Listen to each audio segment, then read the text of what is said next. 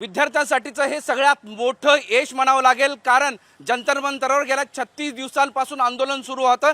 गेल्या 6 दिवसांपासून इथे आक्रमकपणे देशभरातल्या वेगवेगळ्या राज्यातली मुलं या ठिकाणी येऊन आंदोलन करत होती आणि अशा स्थितीमध्ये आत्ता जी मूळ मागणी होती की राजीनामा दिला पाहिजे आणि त्यामुळं देशभरातील विद्यार्थ्यांचं हे मोठं यश आहे। सगळ्यात महत्त्वाचं म्हणजे गेल्या अनेक वर्षांपासून जो पेपर फुटीचा जो ग्रहण लागलं होतं ते कुठेतरी कमी होईल असा आशावाद विद्यार्थ्यांना वाटतो। आणि एकटं विद्यार्थ्यांच्या सोबत ज्या वेगळ्या विरोधी पक्षाच्या संघटना होत्या, पक्ष होते, त्यांनी याला पाठिंबा दिल्यामुळं हे मोठं यश मिळालेलं आहे। आणि आता या क्षणाला दिल्लीमध्ये या विद्यार्थ्यांना मोठं यश मिळताना दिसतंय। आणि अशा स्थितीमध्ये आता ही सगळी मुलं जेव्हा समोर येतील त्यावेळेस सगळ्यात महत्त्वाचं म्हणजे 3 प्रमुख मागण्या त्यांनी दिल्या होत्या।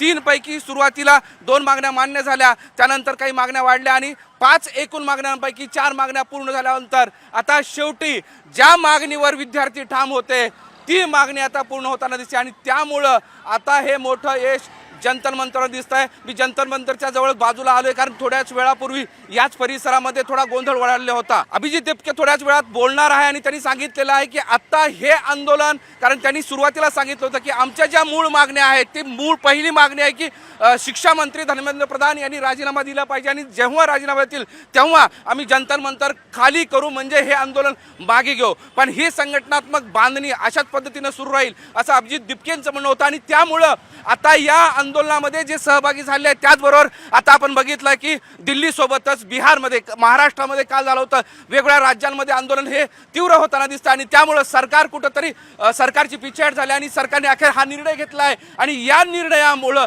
या विद्यार्थ्यांचं भवितव्य आता कशा पद्धतीने असेल ते बघावं लागेल। पण आत्ता या घडीला केंद्र सरकारने जी भूमिका घेतली आणि त्या भूमिकेचं आता समर्थन सगळी मुलं करतील। त्यामुळं आता हे थोड्याच वेळात अभिजित सांगेल की या कशा पद्धतीनं या आंदोलनाची दिशा राहील। पण एक गोष्ट आहे की पुन्हा सांगितलं होतं की आमची एक मागणी आहे की धर्मेंद्र प्रधान यांनी राजीनामा द्यावा, राजीनामा दिल्यानंतर आम्ही हे मैदान सोडणार। त्यामुळे आता जंतर मंतरवरचं हे मैदान विद्यार्थी कशा पद्धतीने सोडतात ते पाहावं लागेल। येस, म्हणजे त्या मागणीनंतरच आता ह्या आंदोलनाचं पुढचं पाऊल महत्त्वाचं असणार आहे, कारण ज्यावेळेस अभिजित दिपके आणि त्याचबरोबर ती टीम आणि आंदोलनामध्ये देशभरातल्या वेगवेगळ्या भागातून दाखल झालेले जे विद्यार्थी आहेत त्यांचं असं म्हणणं होतं की एकच मागणी आहे, ती मागणी म्हणजे शिक्षा मंत्र्यांचा राजीनामा पाहिजे। धर्मेंद्र प्रधान राजीनामा दिल्यानंतर आम्ही हे जंतर मंतरचं मैदान सोडू। त्यामुळे आता थोड्याच वेळामध्ये या संदर्भातला निर्णय होईल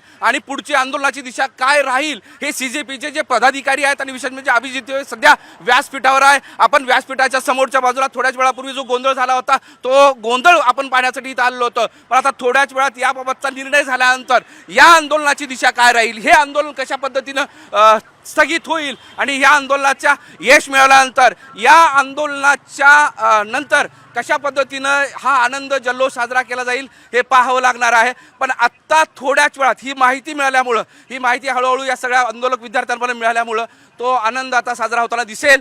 पण सगळ्यात महत्त्वाचं म्हणजे गेल्या 2-3 दिवसांपासून या परिसरामध्ये इंटरनेट पूर्णतः बंद आहे, इतर सेवा ज्या आहेत त्याही सध्या मोबाईलच्या सेवा बंद आहेत। आणि त्यामुळे जेव्हा विद्यार्थ्यांपर्यंत ही सगळी माहिती येईल आणि त्यानंतर या आंदोलनाची पुढचं दिशा ठरेल। पण एक गोष्ट आहे की धर्मेंद्र प्रधान यांचा राजीनामा झाल्यानंतर आम्ही मैदान लगेच सोडू असं त्यांनी सांगितलं होतं। जंतर मंतरवर आता थोड्याच वेळात उत्साह दिसेल, कारण ज्या संतापानं सगळे विद्यार्थी इथं बसले होते त्यामुळं त्यांना यश मिळेल याची खात्री त्यांना वाटत होती। कारण ते कालपासून असं सांगत होते की आज म्हणजे शनिवारी सायंकाळपर्यंत याबाबतचा कुठला तरी निर्णय होईल आणि त्यानुसार आता निर्णय झालेला आहे। आणि या निर्णयामुळं हे सगळे विद्यार्थी उत्साही होत आहेत। आणि सगळ्यात महत्त्वाचं म्हणजे ज्या 5 प्रमुख मागण्या होत्या त्यापैकी 4 मागण्या यापूर्वी मान्य झालेल्या होत्या आणि त्या मागणीशिवाय सगळ्यात महत्त्वाची म्हणजे धर्मेंद्र प्रधान यांनी राजीनामा दिला तर आम्ही मैदान खाली करणार असं सांगितलं होतं। काही वेळापूर्वीच मी स्वतः जंतर मंतरच्या त्या व्यासपीठावर अभिजित दिपकेशी बोललो, त्यांनी ते सांगितलं आहे आमची एकच मागणी आहे, धर्मेंद्र प्रधान यांनी राजीनामा द्यावा आणि प्रधानांनी राजीनामा दिल्यानंतर